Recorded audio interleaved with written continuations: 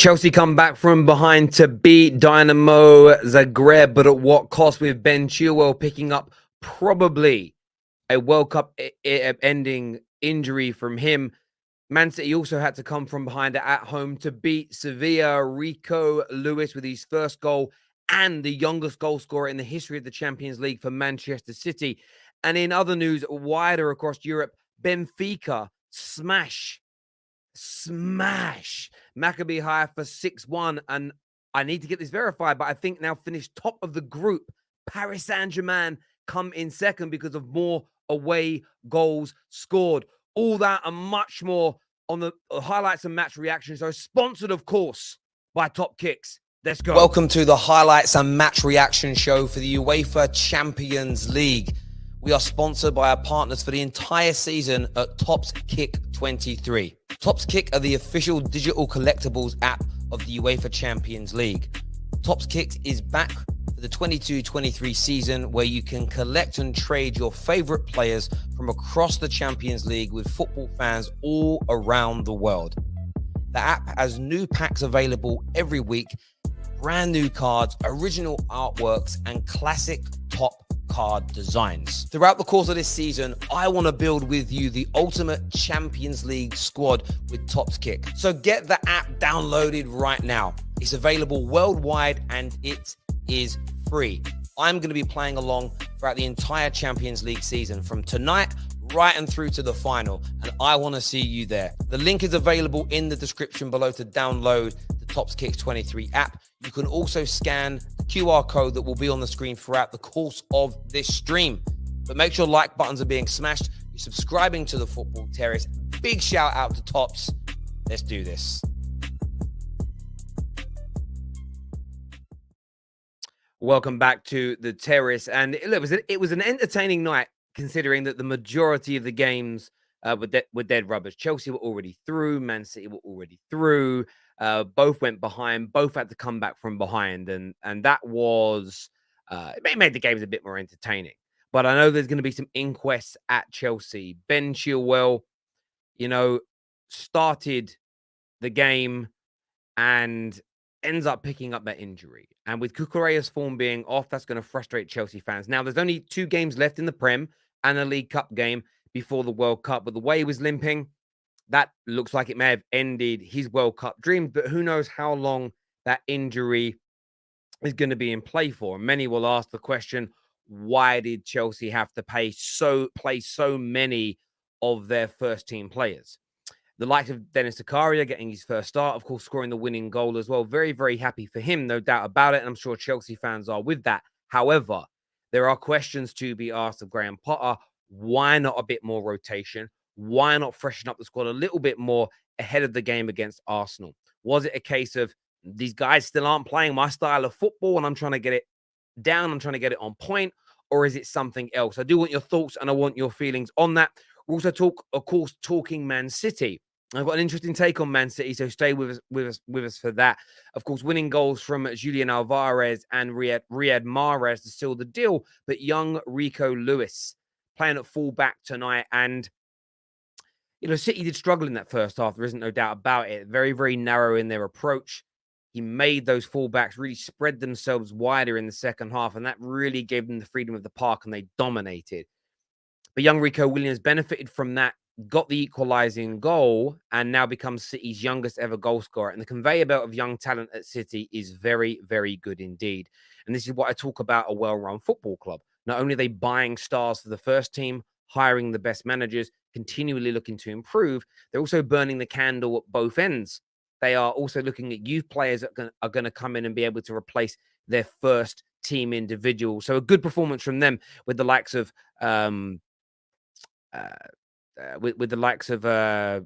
Wilson, of course, Cole Palmer. I forgot Cole Palmer's name for a second there. And Lewis getting that game time. I think some Chelsea fans wanted to see a little bit similar with that tonight. Some of their academy players given more of a chance. And sorry, it wasn't 2-1. It was 3-1. I'm an absolute idiot. Sorry. I'll get the score updated for you. That slipped my mind because I was reading something before the end. So apologies there, people. I'll get that updated for you just now. But you know where I'm coming from. City very, very good to come from behind. But it was an interesting point with City tonight. there was an interesting point with City tonight that, look, I keep hearing people talk about the Premier League and saying that City are clear, City are clear, City are clear. The only way Arsenal or Tottenham, whoever it may be, can keep up with them is if they don't get injuries. Same can be said for City. The transformation, yes, but the formation change played a big part in that. But KDB's introduction, I want to get the minute right here, on the 70th minute. I mean, he literally set up the winning goal. Sorry, the goal to go 2-0 up, or 2-1 up, sorry, within minutes of being on the football pitch. His passing range and ability is unmatched by anybody in that City team. And KDB is so brilliant because he takes risks. And that's the long and the short of it. He takes those risks, and that is why he comes out on top, no doubt about it. Let's go to some of your comments that are coming through here. Of course, we prioritize your super chats and as many of your member chats as we can. Evening, Mama Flossie. Hope you're well. Hope you are good. And by the way, on top kicks tonight, what scores did you guys get? Because I smashed the living daylights out of it tonight. Look at my score. I was on point, 8,300. I don't know if the camera's going to zoom. When I need, look at that bad boy, 8,337 points tonight. Only just got me outside the top 300 as well. It was a good night for a lot of people, but that was my team in the end. I made a lot of substitutions, but we absolutely killed it tonight. My highest goal by a long way. Really getting the hack now of this app. And for a match game, for match day games, fantasy games, this is the best one. It's all about watching the games, reacting in real time, making the subs correctly. And even then, when players score, you get these little windows where you can add them in and get the points anyway. Essentially, they want you in the app using it. And I literally, like Mahrez, I brought 2 Mahrezes in and an Alvarez in at the 70th minute. Boom, boom, boom. Honestly, it was great. I really, really enjoyed tonight's game. I smashed KJ, by the way, by nearly 5,000 points. Smashed KJ to pieces tonight by about 5,000 points. So very, very happy with that indeed. Let me know what your scores were. People. 1 second.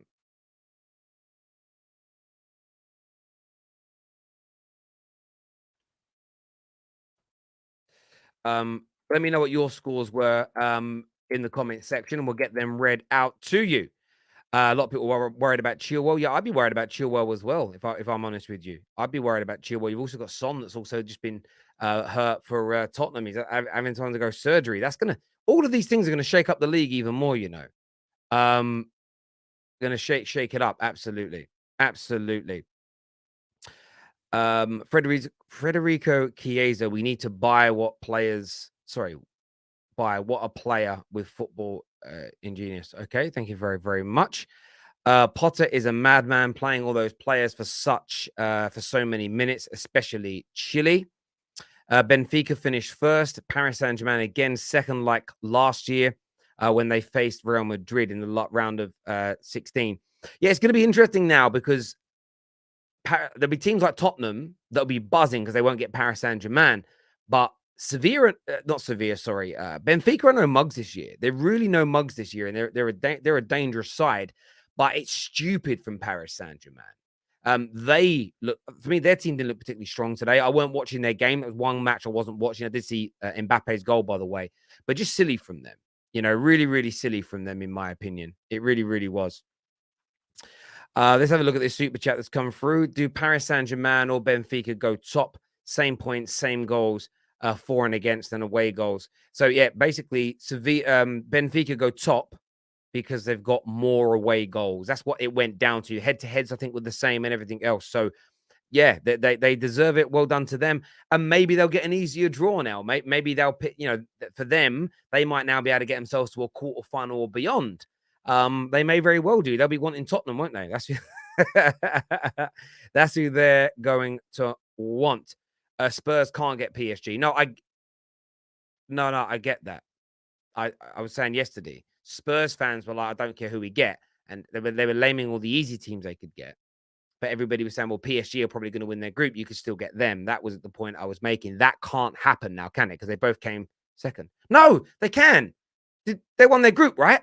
I'm dumb. I'm absolutely dumb. Sorry, I'm being thick. I'm being stupid. I've had a brain fart moment. They won their group, right? Why did I not think they won their group? I've only been covering the Champions League all year. How did I not? They won their group, right? Why is my brain not working? Let me check. Yes, so they can get Paris Saint-Germain. Sorry. That's mad. Oh, it's funny because Neeks in the group chat earlier today. So I must have misread it in the group chat. So Neeks and Patrick were going at it, and Neeks was like, "You might still get Paris Saint-Germain," and everyone laughed. And that's why, because no one thought Paris Saint-Germain weren't going to win their group tonight. There we go. Sorry, I get it. My apologies, people. My apologies. Yes, I muddied myself, bro. I muddied myself. I still haven't seen what scores you guys have got on tops tonight. Make sure you're getting this app downloaded, please. It's really important to the terrace that you get that done.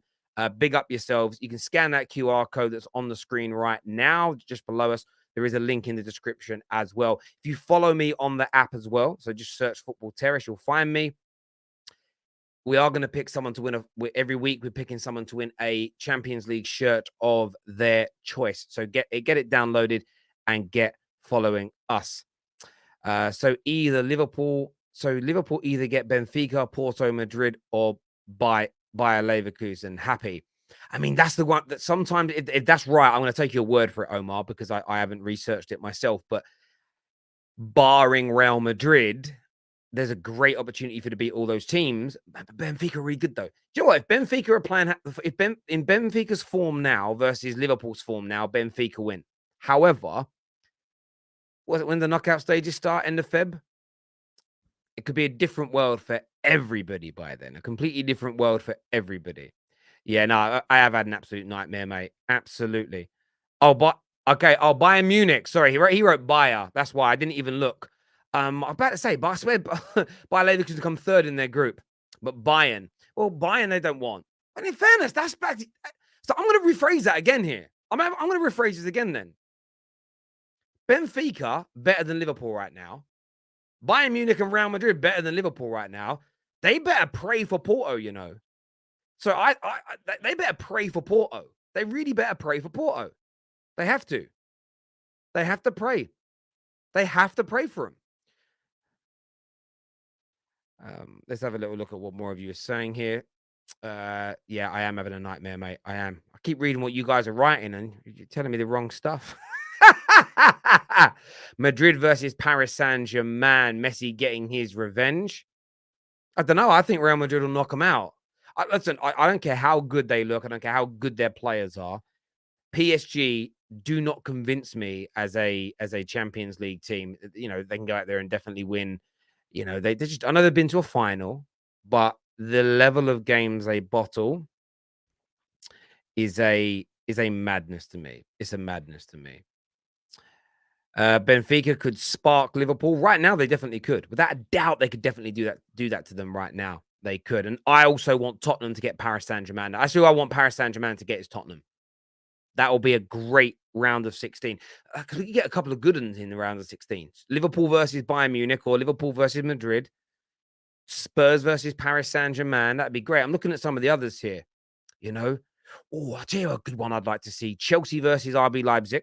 That'd be a great one to see. Napoli. Who could Napoli get? Because Napoli are top in their group. I wouldn't mind seeing Napoli versus Napoli AC. No, they can't play AC Milan that round. Napoli Benfica. Napoli Benfica would be a serious game. That would be a serious game of football to watch. Just looking at the teams that came in first and second, really. I reckon Real Madrid get Borussia Dortmund, personally. That's what I think Real Madrid will get. I reckon I get Borussia Dortmund. Just got a feeling. Just got a feeling. Give us Bruges. Yeah, I bet that's what you want. I'm jealous over PSG. Listen, PSG in recent years have been better than Man United. We know that. But I wouldn't swap my club for PSG. I wouldn't swap my club's history, my club's prowess, my club's standing for Paris Saint-Germain now. I wouldn't give up everything that came before to be them at this moment in time. I really wouldn't. Because Man United will always be here. If these owners ever sell and the new owner that comes in isn't someone who owns the country, they're done. They're finished. Man United are not. So, yeah, I wouldn't swap. So there's no jealousy. There's zero jealousy there at all. And you will know when you watch the terrace enough. I don't even get angry about the state-owned clubs. I just say that's the way the cookie crumbles. Our billionaires have put more money in. They're all limited. They've all got the same cap. There's a cap to how much they can invest. They can all afford to invest. So I have no issue with it. So, yeah, there's zero jealousy from me. Personally, hope Benfica or Napoli gets far. PSG gets eliminated ASAP. Bayern is looking very solid this season. The Lit is doing great for them. Yeah, I'd like to see Napoli and Benfica go far. It would be an interesting one. But equally, if they knock out a couple of big boys, that like opens up the latter rounds, and that can be really fun. It's like in the FA Cup. I love it. I love when my team goes through, but we've had a few years where you might get Chelsea and City go out in the round 3, and then Liverpool go out in round 4, and then all the other remaining big teams are like, we've all got a real chance here. So yeah, that's what I'd like to see. A few big boys go out early. Terry, Napoli versus PSG. That's a good one. That's a very good game, but I want PSG to get Tottenham, because Tottenham will get knocked out by PSG, and then PSG will get knocked out in the next round. So I'm thinking very strategically here. David's coming on to join me now to have his say on Chelsea's game tonight. Make sure like buttons are being smashed and that you're subscribing to the Football Terrace. Download the Tops Kick 23 app for us, and make sure everyone who's done it, all the cards that you now own of players for this season's Champions League that clubs are out, like start crafting them into the bigger valued cards and trading them in so that you've got a full selection ready. So a lot of work between now and then. Plus there's games on there for Bundesliga, MLS, and other competitions. But Champions League wise, start working on that now so you're ready for those knockout stages. And I come the highest in the Football Terrace community tonight. The highest tonight. 8,300 points. I told KJ's Basha. 4 match days running now. KJ has been smashed to pieces, smashed apart, obliterated, annihilated. Actually, let's see what I got in my pack first where David comes out, because I must have won something tonight. What did I win? So I've done it right. My contests are over. Oh, here we go. See what I get. Let's see what I get here. They're giving me a ×3 PK. ×3 PK. He's out, but you can trade that up. Who else have I got? I see, that's good. ×3 Courtois. ×3 Courtois I've just got there, so I'm well happy with that. That's very... Goalkeepers get a lot of points. A lot of points. I also pick midfielders in my team to do a lot of interceptions. You get a lot of points for them. So look at that. I'm pretty happy with that. I'm pretty happy. My ×3 collection is growing now. I've got some serious players in the in that value range. So yeah, I'm buzzing. There we go. Who did you get? Let me know, people. David's here with me now. What you saying, bro? I'm good. Sorry, my phone just fell off its charger. Yeah, interesting. We won, which is good. But it doesn't really mean anything. We're already through. Zagreb aren't that great, and we actually played quite well, to be fair. Zakaria finally got minutes, and I think he should get more minutes. He was really good today. Actually, allowed us to control the midfield a bit better, just because he's a big body who can actually do something, unlike another big body who can't do anything. So yeah, just need to finish chances. That's the biggest thing. Again, it's just finishing is the biggest problem. So yeah, it's a bit of a weird one because we're already through, and we have a big game to focus on for the weekend. So yeah. Yeah, a lot of people seem to be quite angry and frustrated that you had so many kind of regulars in the team that Ben Chilwell was still playing. He then picked up that injury, a little bit reminiscent of last season when Jota played in a dead rubber and picked up an injury. Chilwell, it looks like he could be out for a couple of months now. How frustrated are you with that?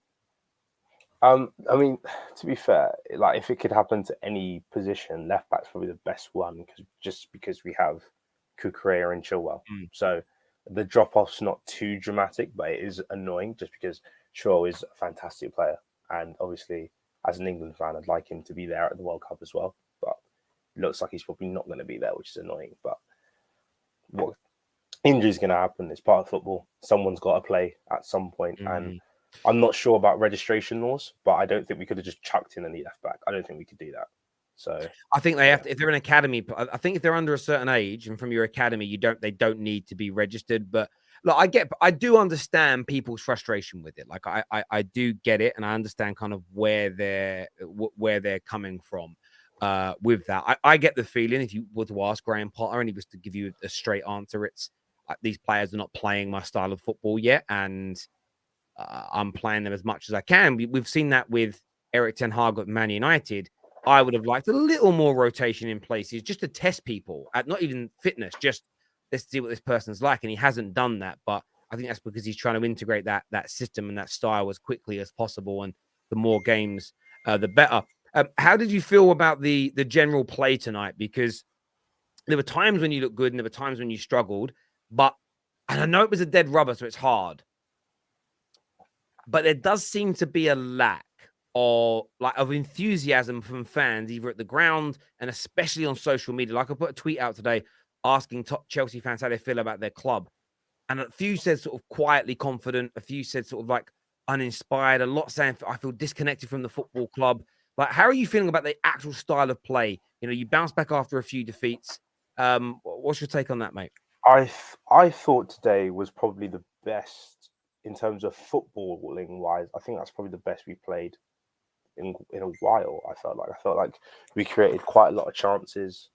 I felt like we actually held the ball quite well in midfield today, and I was quite happy we played with the back four just because I think we actually just need the extra midfielder. I don't think the back three works well enough when you have to play like three centre backs. If you can play a full back who's like very good footballing wise, so you see like Man City will operate in a three back because they have players that can operate as full backs but also have quality to be a midfielder.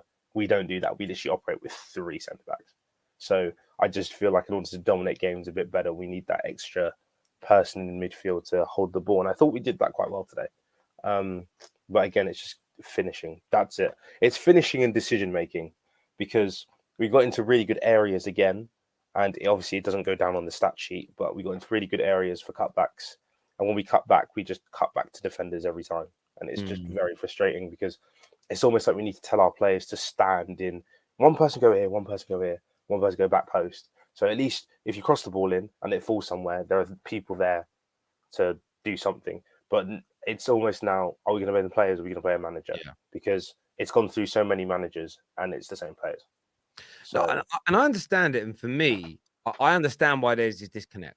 I'm getting it. And I'm probably more optimistic about Chelsea than a lot of Chelsea fans because it doesn't impact me emotionally, the ups and downs, the change, the waiting.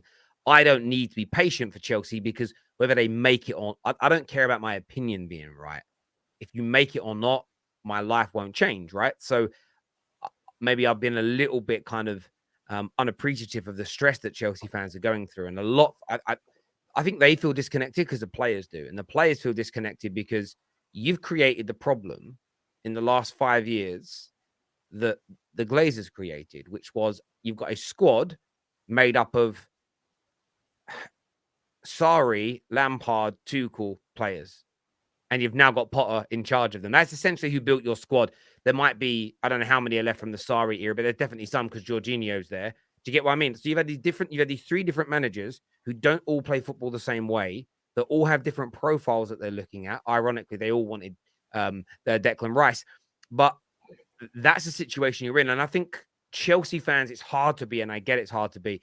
You've got to kind of be patient with the fact that even though you used to rotate managers in the past, they were all, you had such a good core. You had such a world-class core that they were and they were able to adapt, because I don't think football was as regimented back then either. You know, like now, systems are so key. Well, I think there was a little bit more freedom in football 10 years ago. There isn't anymore. And I think that's where Chelsea is struggling. So I think you're going to need 2 or 3 more windows maybe to get to a point where you can challenge for titles, and equally stick to your plan. But, you know, Ten Hag had one window and you can already see his style of football coming through. And I think that's what Chelsea are going to have to wait. January is going to be massive for Chelsea because it's Graham Potter's first and then the summer. Let's see who you go out there and get. But you are linked to stars, you know, Christopher Nkunku, who has been killing the Champions League as an example, Declan Rice, Jude Bellingham, and many others. So you can see what they want to do still. But I do get the feeling of disconnect. I'm watching the game tonight and I sort of, the Zagreb fans were crazy noisy the whole game. And I know you weren't playing for anything,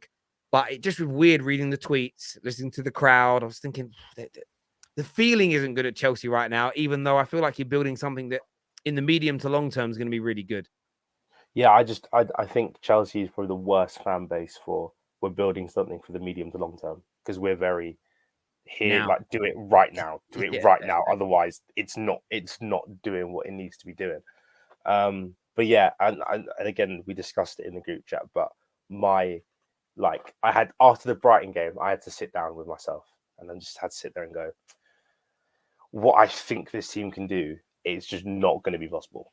So I've had to adjust what I think of the team and what the target is for the season. The target is finish in the top four, and that is it. There is no it's weird saying it, but there's no if we don't win a trophy, I won't be annoyed because we're building something that's not meant to be successful in its first year. If it is successful in its first year, it's a bonus, but that's not where the top of the hill is. The top of the hill is 3, 4, 5 years down the line. So that's when I will actually start judging it properly. For now, I'm just having to take a seat back and just go, okay, we're signing in Cuckoo, and when I watch Cuckoo play, I'm like, I see what he would bring to this team because he's very decisive, can actually finish, good decision making, consistent with his passing. People like Rafa Leao, who our team really lacks just that bit of pace and power just to run in behind someone. We just don't have it. yeah. We have Pulisic, but Pulisic every time he gets in a 50-50, Every time he just runs, he loses. body breaks. Yeah, literally, he just loses it every time, and you're just there what are we gonna do? So I can again with the players we're linked with, I can see what the club's trying to do, but I now can't judge my team in that way because the team just isn't good enough. And again, when I've got people telling me that Loftus-Cheek has been the best midfielder at Chelsea, that's why I have to know. That's literally all I have to know. Well, do you know, I mean, this is an interesting thing with Chelsea at the minute. Your manager's win ratio is 63% since he's come in. To put that into perspective, but how good that is, as an example, we look at Jurgen Klopp and what he's achieved since he's been at Liverpool. His overall win percentage, to put that into context, is 61%. If you look at Pep Guardiola, now Pep Guardiola, we know how good he is. He's obviously been there a long time, so that generally speaking, that the win percentage is a little bit lower. But if you look at him as an example, 72%, right? So that's ridiculously high. It's actually lower than Bayern Munich just, but it's ridiculously high. But having a 63% win ratio with no preseason, none of your own players, you could argue Cucurella because he had him at Brighton, but a team that hasn't trained your system, to be at 63% is massive. He lost one of the 11 games, won 7 of them as an example. And yes, you had those 3 games, the Brentford, Man United, and then of course the Brighton game where you actually dropped points, and or didn't win. Villa had some really good chances against you, but you beat them 2-0. But outside of that, you battered AC Milan in both games, outclassed Wolves, better than Palace after going down to a bit of a freak goal. You've done well. I'm not saying but I think that the issue that I see, and I don't think all Chelsea fans want to admit this. I don't think they all want to admit this, but I think Graham Potter isn't sexy enough for him. And I don't mean how he looks.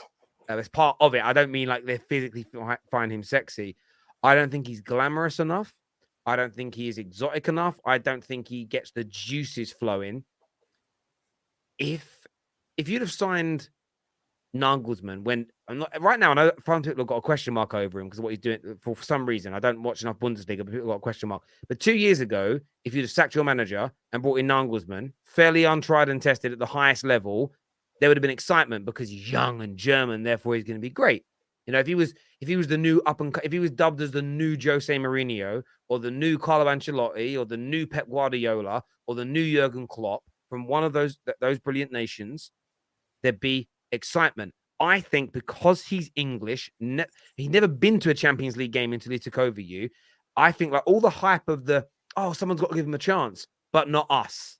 I don't want us to be the ones who give him a chance. I do think Graham, is there. You got to think his win percentage since he's arrived and the games he's picked up points in, how he's managed the Champions League in his first Champions League games. He's got a bit of win ratio I think he's won almost as many games as Antonio Conte has in the last 5 years in the Champions League. But for some reason, there's no excitement about him at all. And I'm very. That's why when I say my standards have been adjusted, it's not I don't care about anything. Like there are like when Arteta first came in, it was literally like we do not care what happens here. We are building for 3 or 4 years. Yeah. I still, no matter what happens to this team, I still expect top four. I still, even though I don't expect us to win a Champions League, I still expect quarterfinal in the Champions League. Even though I don't expect us to win an FA Cup, at least like a quarterfinal, semi-final in one of the two cups. Like there are like minimum things you have to reach as a Chelsea manager. They just are, but it's not like. But the standards have changed because we're just building like completely differently. I genuinely truly believe this is a brand new way of thinking for the club because everything even in the like backroom is changing. We've got new head of recruitment, new scouting network, new this, new that. Like everything's completely changing. So for me to expect consistency doesn't make sense. Yeah, So I agree, and I love these comments because you'll know it's a lie straight away. But funny how Terry said last year Chelsea had the best model. Now Chelsea can't operate like this. I never said Chelsea had the best model.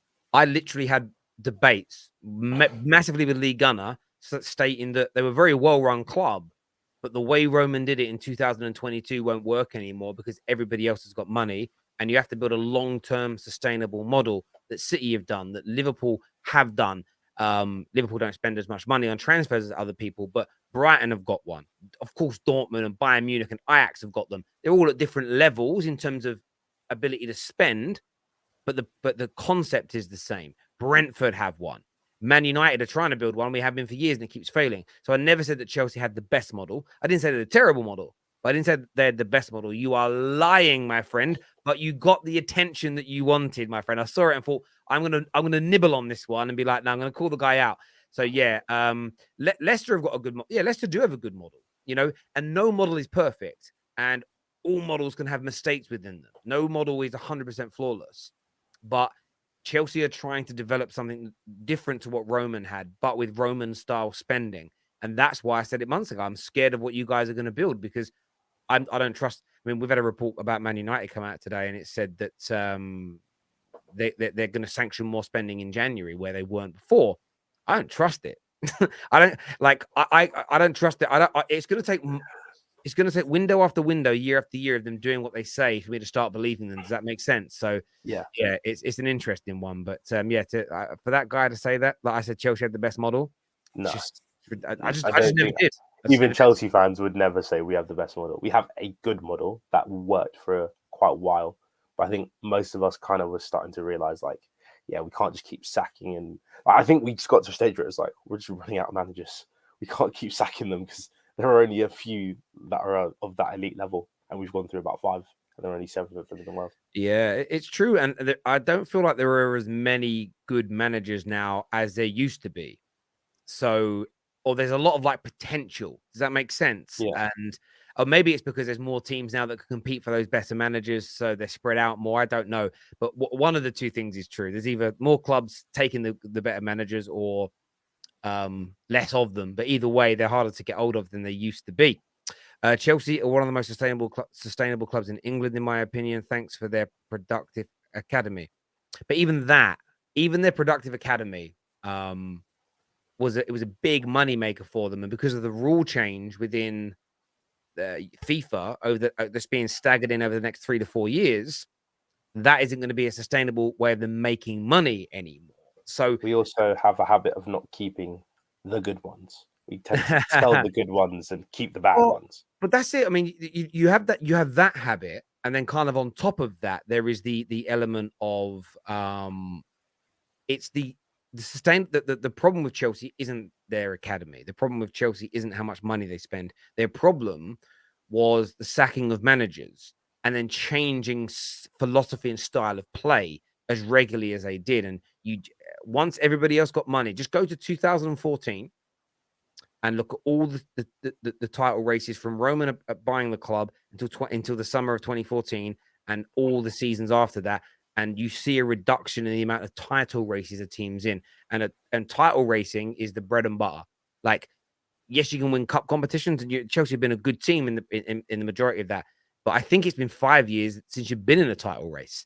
That's because other teams have got even better models than what Chelsea had. And it's about adaptation. There's loads of examples of this in the business world. Nokia, when I was a kid, made the best mobile phones in the world that everybody wanted. Who buys Nokia phones now? Why? Because they stopped innovating. Chelsea Football Club had a brilliant model that still yielded them trophies even towards the end of Roman's time, but they didn't innovate it enough to compete with suddenly multiple massive clubs across Europe who had as much money as them that were creating slightly more sustainable models. And I think for me, even this, Man United had a sustainable model when Fergie was there. And even Fergie's model in that time from 03 until Fergie retired, like Fergie won more league titles.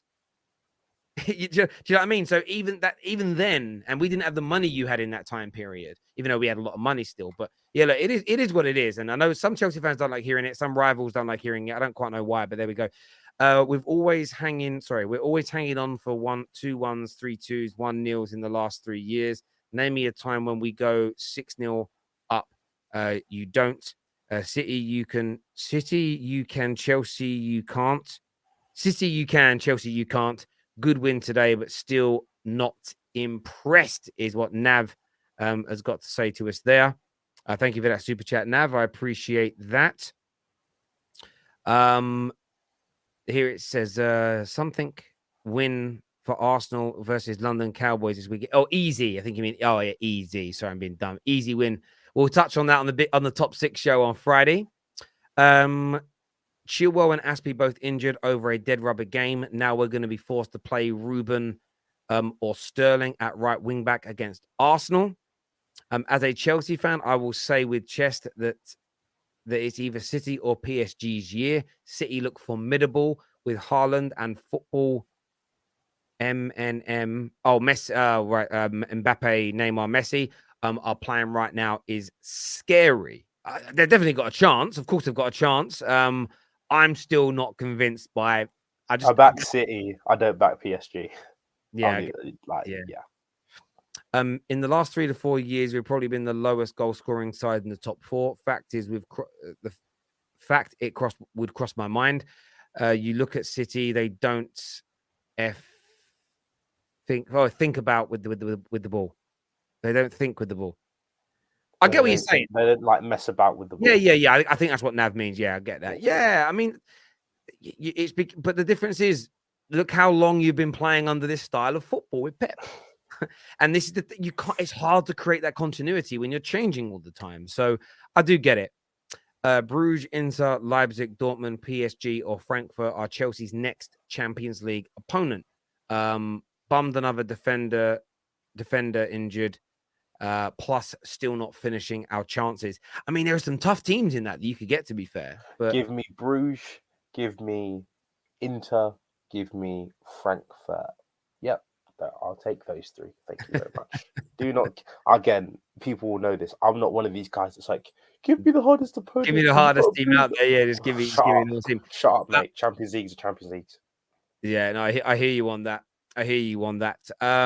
But yeah, it is what it is. I mean, the other game tonight, the real one that threw up the big shocks, Benfica winning 6-1 and relegating PSG to second. Mental. They've had a brilliant Champions League so far, Benfica. They've been really good. Like, obviously, none of us are going to pretend like we know anything about Portuguese football because we do not. Like, no. But from what we've seen in the Champions League, they're a very good team. They got Rafa Silva up front. He just he scored a goal in the last game week where I was just there. Like, these guys have got so much. They're just playing with so much confidence right now, and to win 6-1 is mental. João Mario having a renaissance in Benfica. Who would have thought? Not me. But yeah, no. So put PSG down 2-1. And also, it's not been talked about enough. Juve are awful team. Man United will beat them in the Europa League. They will. I hope so. I hope we do. I hope we do, and I hope we can. But look, I think from my point of view, there's been a few them and Napoli. I think have been sensational so far. Oh my gosh! Wait, okay. You said I really wanted to talk about Napoli. There's a kid. His name is Vishka Kvaratskhelia. Ballon d'Or. He's getting a Ballon d'Or. He's that good. I'm sorry. I like this Champions League run. I'm watching every Napoli. I've watched every single Napoli game. start to finish, because I love him so much. Is he the 21-year-old left The side Georgian, attacker? the Georgian Yes, one. yes. He's like he's I don't want to say it, but I'll say it. He's Ronaldinho. He's like my generation. He's got that potential. How do you Because pronounce his name? Sorry. Vishka Kvaratskhelia. I'm done out here, bro. There's no way. There's no way I'm able to say that. So like, I'm sorry. He's so like, Well, this I've is the watched thing. him. Yeah, I mean, He's look, so good, and he's got output, and it's I was saying this yesterday. Like, I think Napoli are good. I'm not saying they're not. I feel like there's a lot of young talent in that team, and when I watched them last night against Liverpool, it looked like I don't know the age of them all, and I'm not going to pretend to know the age of them all, but the way they play, it's like lots of very talented players who maybe aren't quite established.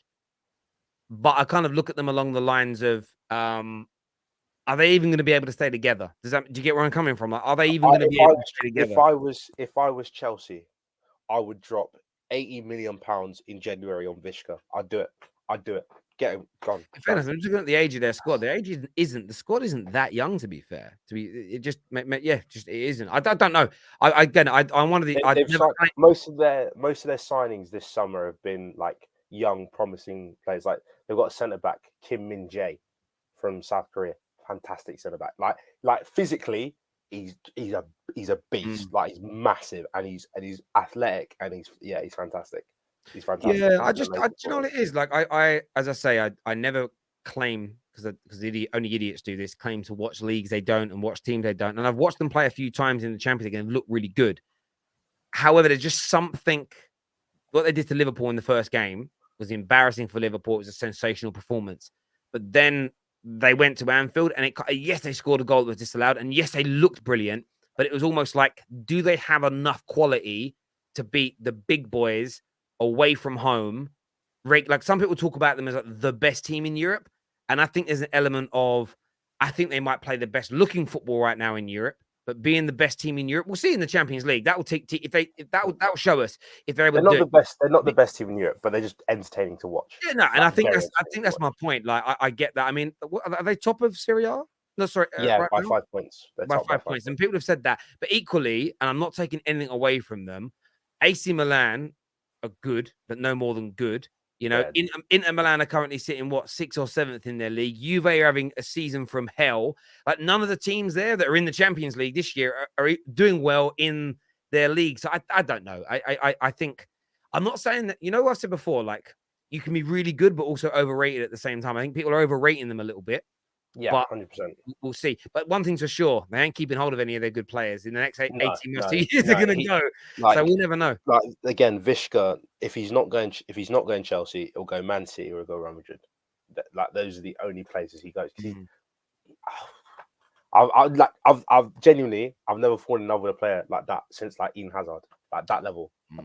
Yeah, they certainly look good. They certainly look good. But I think for me, what's disappointing, and it's not on them, it's just the way the world is I think they need like another couple of years together with the additions made to that team, and they could become a European powerhouse in terms of in a short space of time. They can become a team that could be, for 2 or 3 years, could be looked at as one of the favorites to win this tournament, but they won't. And I think for me, when people tell me they're like the best team in the world, that's what I view the best team in the world as, someone that's got this sustainability for 3, 4, 5 years.